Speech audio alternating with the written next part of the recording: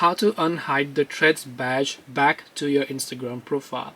Hey everyone, welcome back to our channel. In today's video, I will guide you on how you can unhide the threads badge back to your Instagram profile. So make sure to watch the video till the end.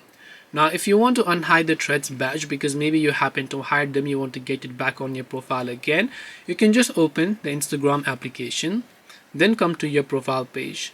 Now, if you want to show the threads badge, let's say, you can just refresh it and then just tap the edit profile button here, and right here you'll find the option called show threads badge. So if you had happened to disable it, you can just enable it again like this and then hit the arrow icon from the top right to enable the changes, and the threads badge will be shown back to your Instagram profile. This way you'll be able to unhide the threads badge back to your Instagram profile. Hope this video was very helpful. If you have got any more questions, feel free to leave them down below. Thank you for watching till the end of this tutorial, and see you soon in the next video.